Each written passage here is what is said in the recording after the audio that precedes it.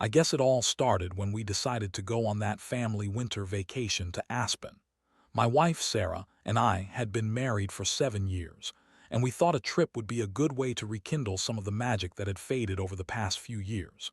We were both busy with work, and the kids were demanding. Who isn't these days? So a week in a cozy resort seemed like just the thing to revive our spirits and give us a chance to reconnect. At first, everything appeared perfect. We arrived at the resort and it was picture perfect. The snow was falling lightly, blanketing everything in a soft white. The kids were thrilled to be in the snow, and I was excited to hit the slopes. Sarah, however, had other ideas. She had signed up for a couple of ski lessons, which I thought was fine. But I noticed she kept disappearing for hours, leaving me to manage the kids on my own. Just little things, you know. At dinner one night, I asked her about it, and she brushed it off, claiming she needed the lessons to keep up with the kids. But there was something in her tone that made my gut twist.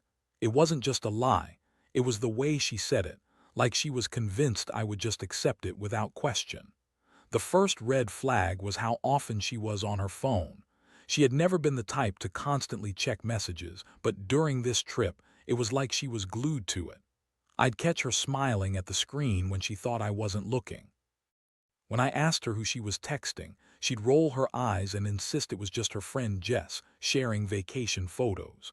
I wanted to trust her, but the doubts began to gnaw at me. Then came the day I lost my watch. It was a nice watch, one I had saved for years to buy. I retraced my steps to find it, and somehow my journey led me to the resort's sauna. I had been there a few times and knew it was a private space, a little sanctuary where people could unwind after a long day on the slopes. As I approached the sauna, I could hear voices.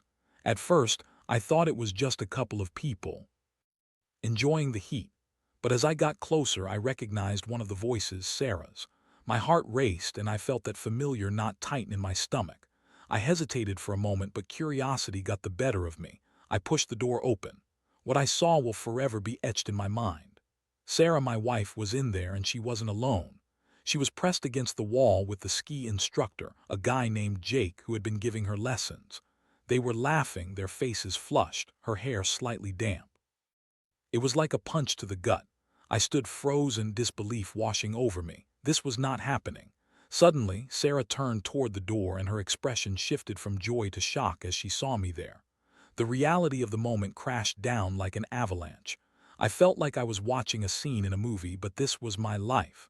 My heart raced, anger surged, and then there was the overwhelming sense of betrayal. What the hell is going on?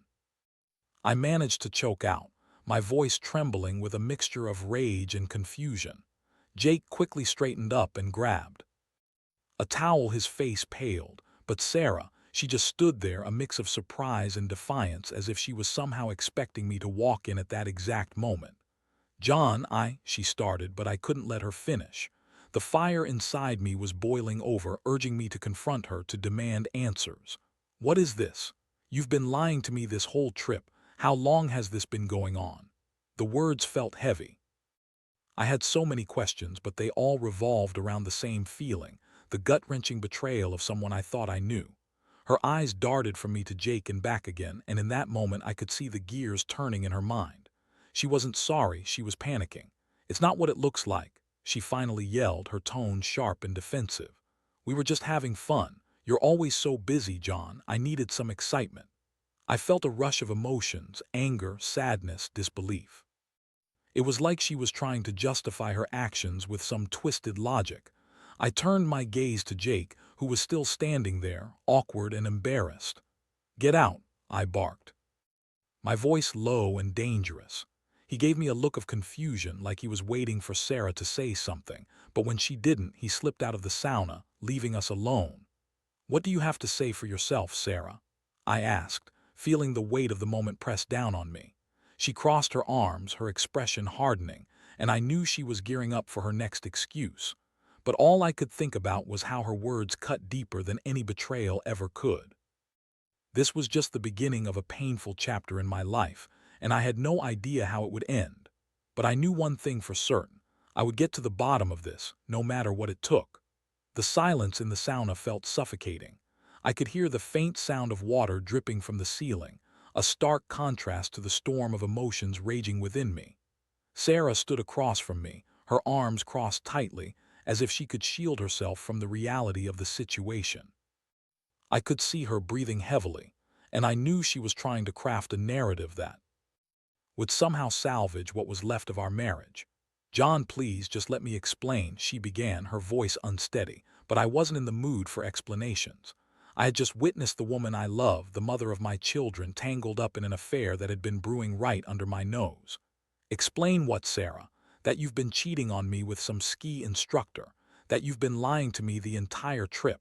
You call this fun?" I couldn't keep the bitterness from creeping into my voice. Each word felt like a slap to the face, and I was barely holding on to my composure. "It's not what you think, we were just flirting," she insisted, her eyes darting around as if searching for a way out of this mess. "You're always so busy with work, I just wanted to feel alive again. You can't blame me for wanting a little excitement." Her tone shifted from defensive to almost pleading. "Excitement? Sarah, you didn't just flirt. You were in a sauna with him, practically on top of each other." My anger flared again, and I felt it bubbling up, ready to overflow. "You think I don't notice you slipping away for hours, or texting someone when you think I'm not looking? I've been trying to connect with you, and this is how you repay me." She opened her mouth to respond, but I cut her off before she could spin another lie. "What about the kids, Sarah? What do we tell them when they ask where mom and dad are? What do you think they'll feel when they find out their mother been unfaithful? This isn't just about us anymore." Her face shifted, and for a moment I could see the guilt flicker in her eyes, but it was quickly buried under layers of denial. "You wouldn't understand. You're so wrapped up in your job you don't see the cracks in our marriage. I've tried to reach out to you, but you never listen." It was a classic deflection, and I was done with her excuses. "This is about accountability, Sarah. You chose to cross a line you can't uncross. You made that decision, not me. You want to talk about the cracks? The biggest one was you deciding that this was okay." I stepped back, needing space to collect my thoughts. I grabbed my phone from my pocket, intending to call a friend for support, but then I hesitated. Would that just add fuel to the fire? But how could I navigate this without talking to someone who understood the gravity of what I was going through? I needed to vent, to let out the turmoil inside me. "John, please don't do this." Sarah's voice cracked, bringing me back to the moment. "We can fix this. I love you. I didn't mean for it to go this far." Those words stung. Love. Did she really think that love could excuse betrayal? "You think I can just forget this? You think saying you love me makes everything all right? You've betrayed my trust, my heart. I can't just let it slide because you're feeling guilty now." Her face paled, and I could see the reality of the situation sinking in for her. "What do you want me to say? I made a mistake. I regret it, I really do," she pleaded. I shook my head, my voice firm. "It's not about what you say anymore. It's about what you do. What's your plan to act like it never happened, to just walk back into our lives as if everything is fine? You need to realize that trust takes time to rebuild, and right now you've shattered it." She shifted uncomfortably, her bravado crumbling. The anger within me began to morph into a deep sadness. It was a heavy weight, the kind that made it hard to breathe. I didn't want to feel this way. I wanted to scream, to shout at her, to make her fully understand the pain she had caused. But more than anything, I wanted to know why. Why had she felt the need to stray? I took a deep breath, collecting myself. "Look, this is a lot for me to process. I need time to think." I turned to leave the sauna, but I paused at the door, knowing we weren't finished. "Don't think I'm going to just accept your apologies and move on. If you want to salvage anything from this, you better start being honest with yourself and with me." I stepped out into the chilly corridor, the air outside the sauna stinging my skin. I needed some space to think clearly. I wandered outside, where the snow crunched under my feet, a welcome distraction from the chaos in my mind. What now? I felt lost, like I was walking through a fog.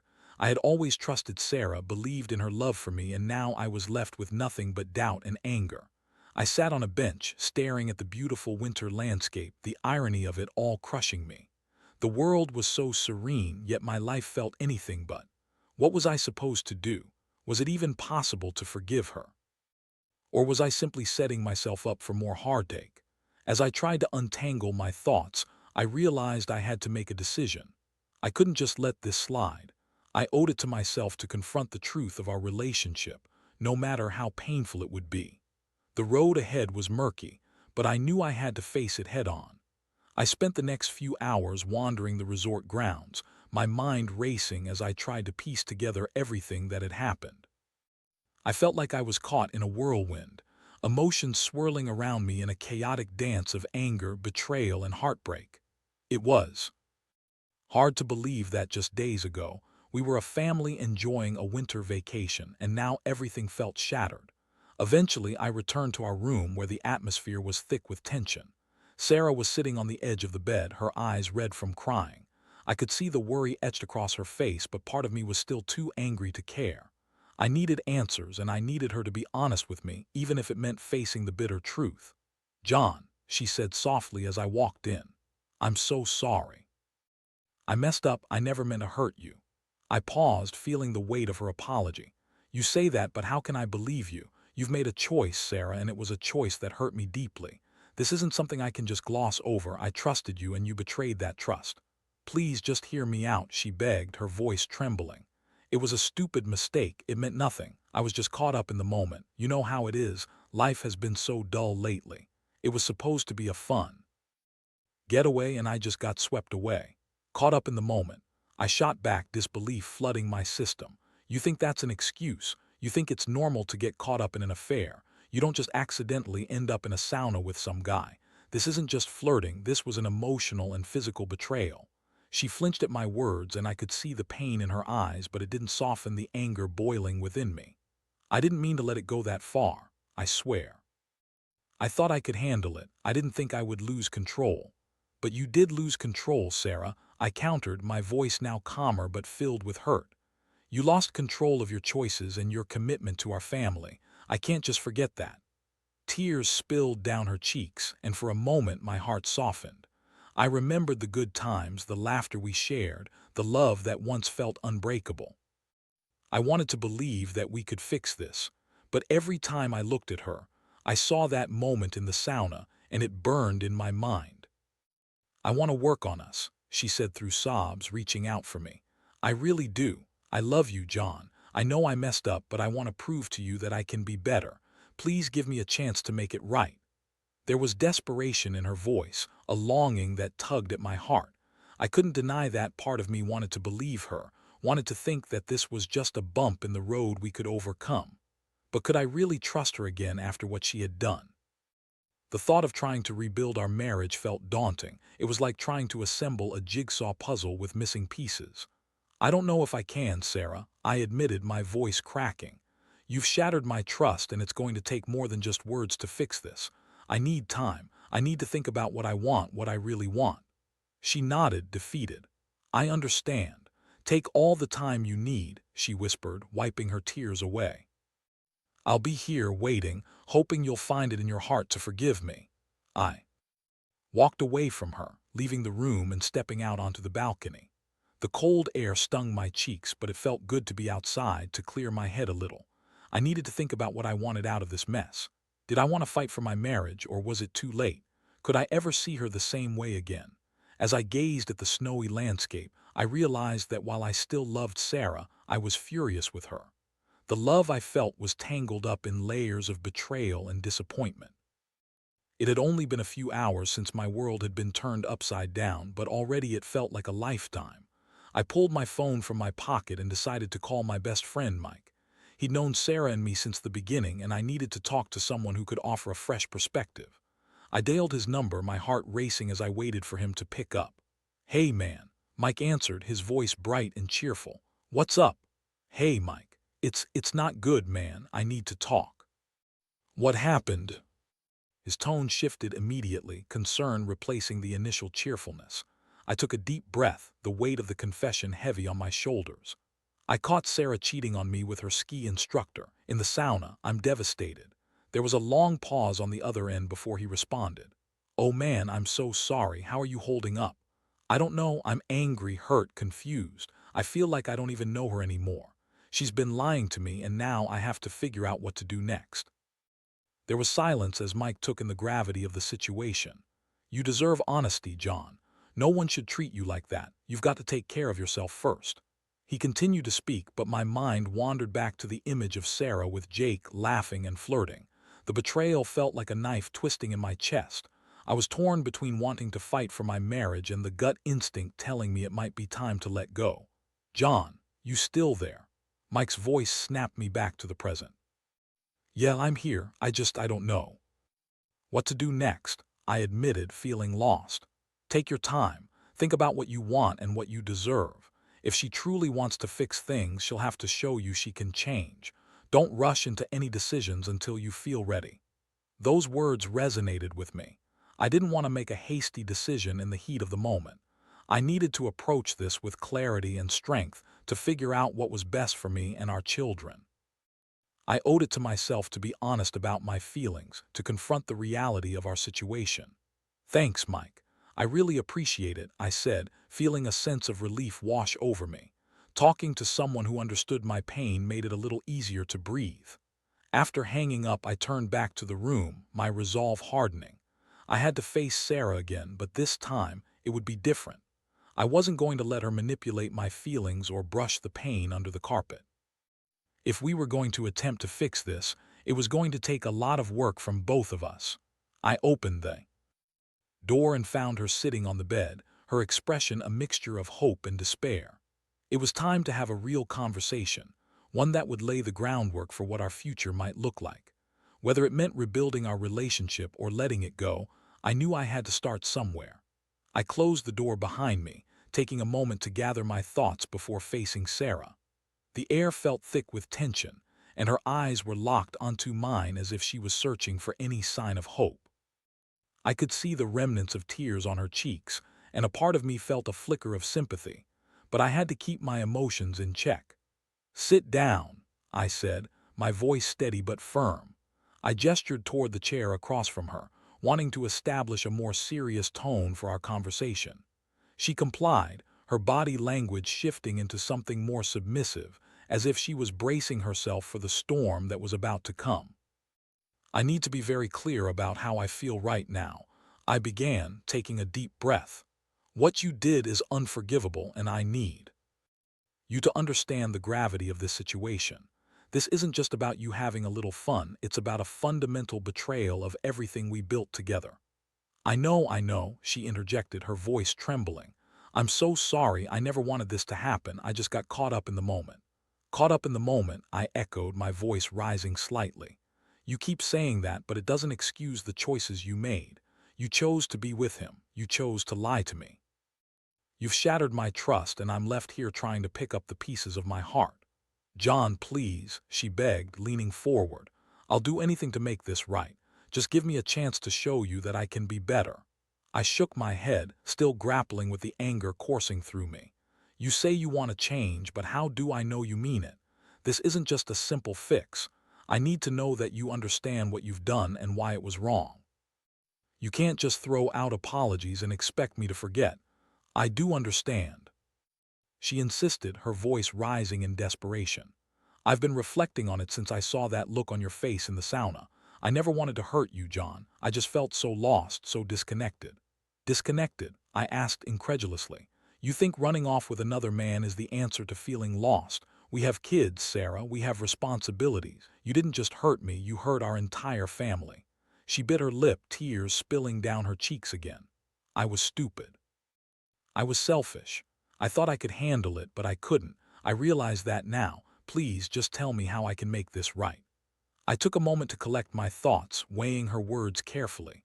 Part of me wanted to believe that she was genuinely remorseful, but another part of me was still reeling from the betrayal, and I couldn't overlook the magnitude of her actions. "Making this right isn't just about saying you're sorry or promising to do better," I said slowly.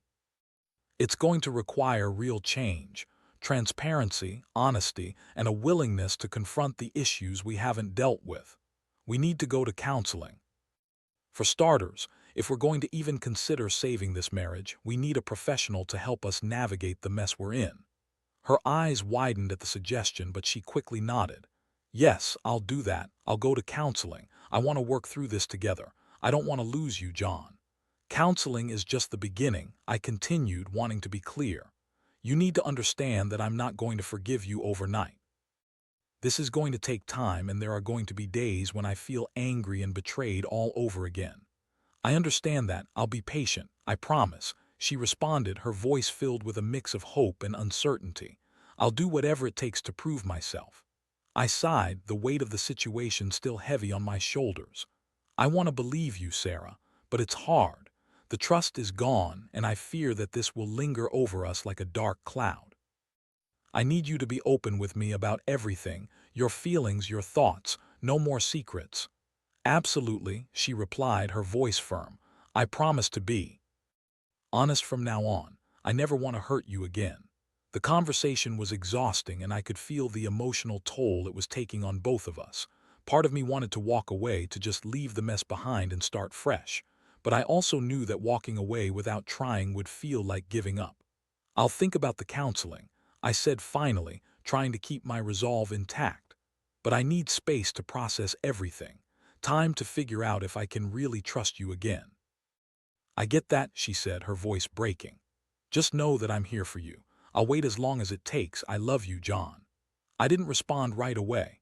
I wanted to believe her, but the pain of betrayal still felt fresh and raw. I turned away, needing to put some distance between us. I stepped out onto the balcony again, staring out at the snowy landscape that had once felt so beautiful and magical. Now it felt cold and distant, much like the emotions swirling inside me. Taking a deep breath, I tried to ground myself. I was determined to work through this, no matter how painful it might be. I wanted to fight for my family, for the life we had built together. But I also knew that the road ahead would be long and fraught with challenges. As night fell, I finally made my way back inside to where Sarah was waiting. She looked up at me with those hopeful eyes, and I felt my heart clench. I still loved her, but that love was tangled with hurt and disappointment. We had a long way to go, but perhaps, just perhaps, we could find our way back to each other. Tomorrow, let's start fresh, I said, my voice softer. Let's talk about what we need to work on together. But remember, this isn't just about you making promises. It's about us both being committed to this journey. She nodded, relief washing over her face. I can do that. I want to do that. As we settled down for the night, the weight of the day lingered, but I felt a flicker of hope. Maybe we could find a way to navigate our broken path together. Maybe, in time, we could rebuild what had been lost. But for now, all I could do was take it one step at a time, one day at a time, and figure out how to heal from the betrayal that had changed everything. The next morning dawned bright and cold, the sunlight filtering through the frosted window panes, casting a warm glow that felt almost surreal given the turmoil of the previous day. I woke early, my mind racing with thoughts of what lay ahead. The weight of Sarah's betrayal still hung heavily in the air, but I also felt a sense of determination to confront the challenges we faced. I couldn't allow this to define us. I wanted to find a way to rebuild. I took a moment to gather my thoughts before heading to the kitchen.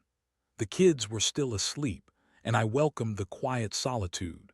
I made myself a cup of coffee and stared out at the snow-covered landscape. As I sipped my drink, the steam warming my hands, I reflected on the promise of a new day. It was time to put our plans into action. Once Sarah woke up, I found her in a state of nervous anticipation. She was fiddling with her hair and biting her lip, and I could see the mix of hope and fear in her eyes. It reminded me of how she used to look when we first started dating, before life and responsibilities had dulled that sparkle. "Good morning," I said, trying to keep my tone neutral. "Morning," she replied, her voice slightly shaky. "What's the plan for today?" "Let's take some time to talk and figure out how we want to approach counseling," I replied, wanting to set a clear agenda. "I think it's crucial for us to explore what led to this and how we can communicate better moving forward." She nodded, her expression serious. "I agree. I want to understand what went wrong and how I can fix it. I've really been reflecting on everything." Over breakfast, we discussed what had happened the day before and what steps we would take next.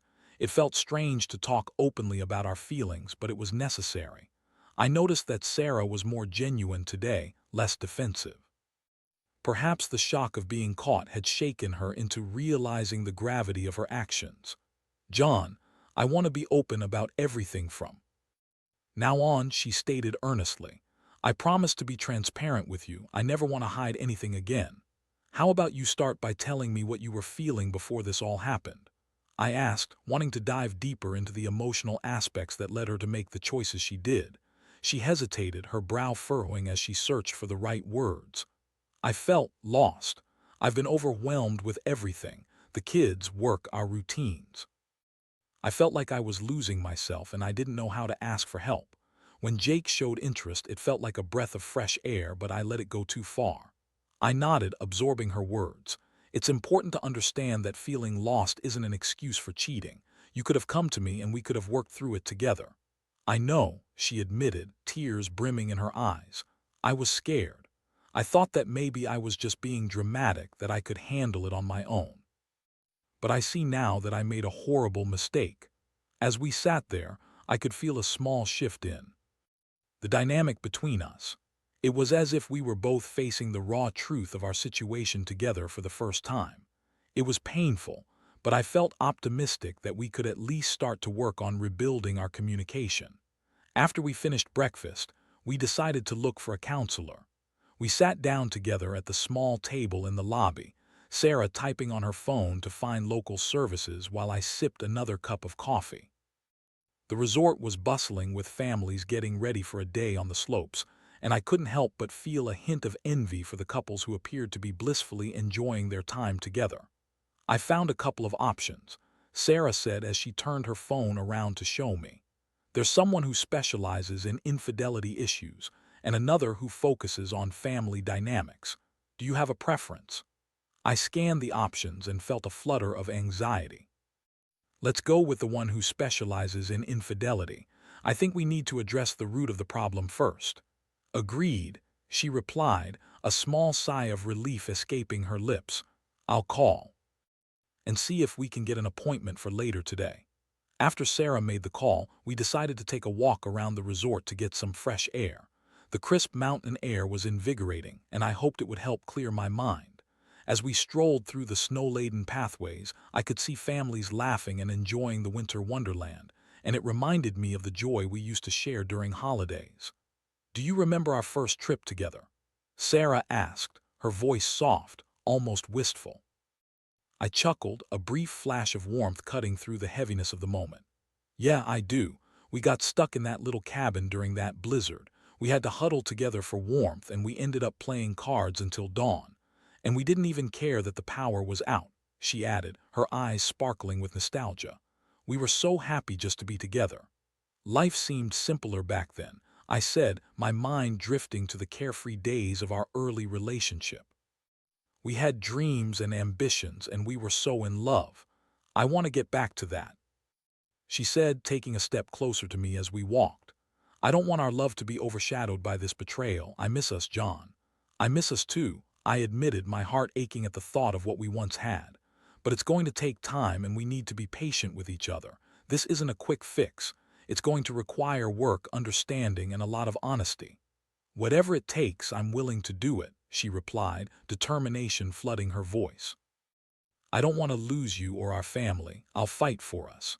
As we continued our walk, I felt a glimmer of hope begin to take root in my heart. Perhaps this was the beginning of a new chapter for us, one where we could confront the past while working toward rebuilding a future. After a while, we returned to the lobby, where the counselor had agreed to see us in an hour. It was time to take the first step in a long journey. We entered the small office, the air heavy with anticipation, and I felt a mix of anxiety and hope. The counselor was a friendly woman named Dr. Thompson, and she welcomed us warmly. As we settled into her office, I knew that this was going to be a challenging conversation, but I also knew it was a necessary one that could potentially heal the wounds we had inflicted on each other.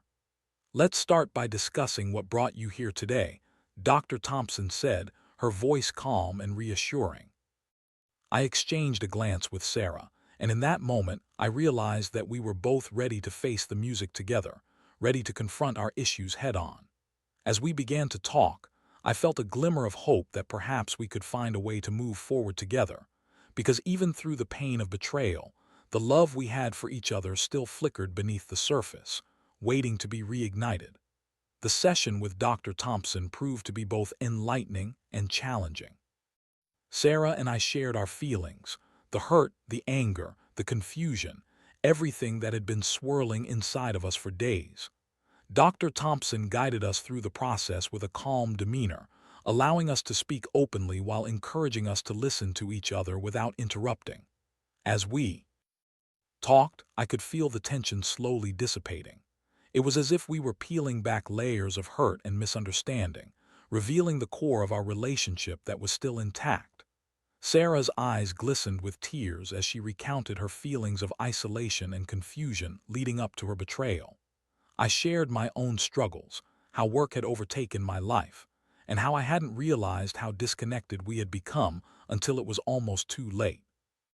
Trust is built over time and it can be broken in an instant, Dr. Thompson said thoughtfully.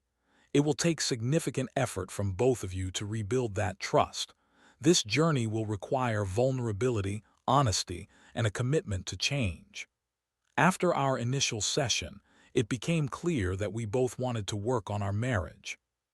We agreed to meet with Dr. Thompson weekly, setting aside dedicated time to explore our relationship and confront the underlying issues that had contributed to Sarah's infidelity. It was daunting, but for the first time in days, I felt a flicker of hope. As we returned to our resort room, the atmosphere was lighter. We discussed how we could implement changes in our daily lives, starting with more open communication. We made a pact to share our feelings with each other regularly, no more brushing things aside or pretending everything was fine when it was. Over the next few days, we spent more time together as a family. We took the kids skiing, laughed over hot chocolate by the fireplace, and tried to reconnect as a couple. It was raw and sometimes painfully awkward, like trying to rediscover each other after a long separation. But with each passing moment, I could feel the walls we had built between us starting to crumble. One evening after the kids had gone to bed, Sarah and I found ourselves curled up on the couch, a blanket draped over us. I could feel the warmth of her body next to mine, and for a fleeting moment it felt so familiar, so right. "Can I ask you something?" she said softly, breaking the silence. "Sure," I replied, turning to face her. "Do you think we can really rebuild this? Do you think we can be happy again?" She searched my face, her vulnerability laid bare. "I want to believe we can," I replied honestly. "But it's going to take work. We have to remember that it's okay to lean on each other, to seek support when we need it. But I also know it's going to take time. I can't promise that I won't have moments of doubt or anger, but I'm committed to trying." She nodded, her eyes glistening with a mixture of hope and fear. "I'll do my best to be patient. I want to earn back your trust." "I know you do," I said, reaching for her hand. "And I want to work toward a future where we can both feel secure. It's going to take some time, but we're on the right path." As the days turned into weeks, we began to develop new routines that included more quality time together. We continued our counseling sessions, and with each conversation, I could feel the bond between us beginning to strengthen again. There were tough days, of course, days when memories of her betrayal would resurface, and I would feel that familiar pang of hurt. But we learned to navigate those moments together, leaning on each other for support instead of letting anger fester. Towards the end of our trip, we took the kids out for one last skiing adventure. As I watched Sarah laughing with them on the slopes, I felt a rush of warmth wash over me. It wasn't just about the past or the pain. It was about the present, about the family we had built together and the love that still flickered beneath the surface. After our final day on the slopes, we returned to the cozy cabin, exhausted but content. As we sat by the fire that night, I knew we still had a long way to go, but I felt a sense of hope that I hadn't felt in a long time. "Thank you for being willing to work on this with me," Sarah said, her voice soft in the crackling ambience of the fire. "I know it's not easy, but I appreciate you giving me this chance."